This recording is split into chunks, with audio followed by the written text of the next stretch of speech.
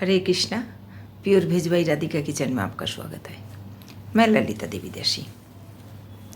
देखिए, एक ऐसा व्रत है, क्या ऐसा एक व्रत है जो इंसान को इतना बदल देते हैं, इतना शक्तिशाली बना देते हैं। हाँ जी, वो एकादशी का व्रत।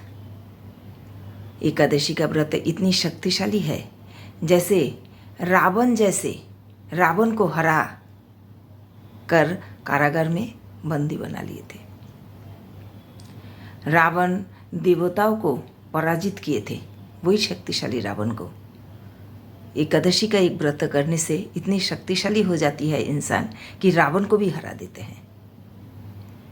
एकादशी का व्रत अभी आने वाली है पद्मनी एकादशी।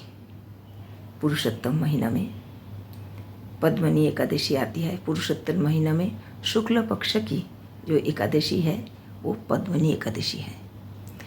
ये एकादशी बहुत ही महत्वपूर्ण एकादशी है। 3 साल बाद पुरुषोत्तम महीना आता है। एक तो पुरुषोत्तम महीना है, उसके ऊपर भगवान विष्णु की प्रिय मास है, ये प्रिय महीना है ये, और उसमें एकादशी, तो सोचिए कितनी शक्तिशाली एकादशी है ये। इस एकादशी का व्रत करने से मतलब बहुत सब आपकी मनोकामना पूर्ति होती है, पाप मुक्ति मिलती है।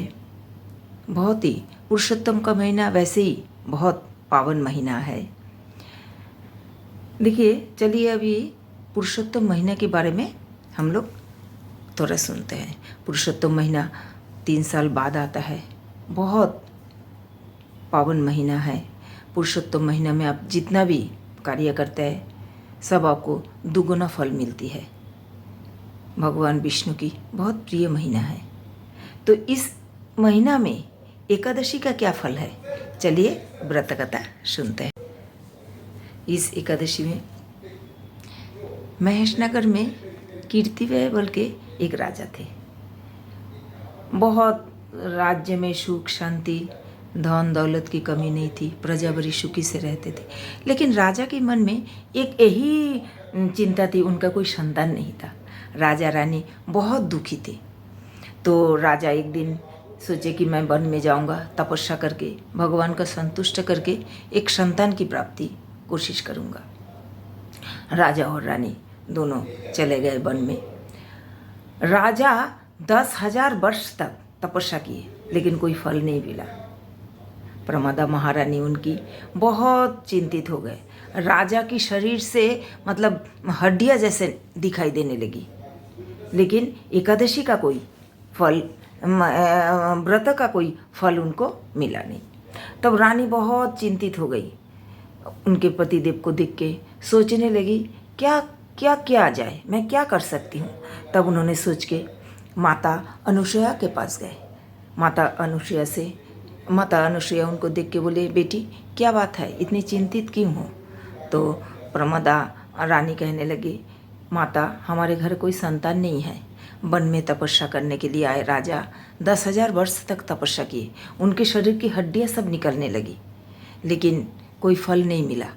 कोई उपाय बताइए, नहीं तो मेरे पतिदेव कैसे वो रहेंगे, इतने दुर्बल हो गए हैं।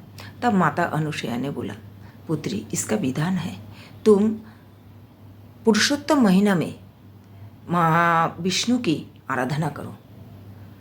विष्णु की आराधना करो। जब प्रमदा रानी विष्णु की बहुत श्रद्धापूर्वक आराधना किए और विष्णु जी प्रकट हुए, बोले, हे माता बोलो क्या वर आपको चाहिए। तो माता कहने लगी, देखिए भगवान, हमारे घर कोई संतान नहीं था, हम लोग बहुत दुखी थे। वन में आके तपस्या करने लगे, लेकिन मेरे पतिदेव 10,000 वर्ष तक आपकी तपस्या किए, कोई फल उनको मिला नहीं।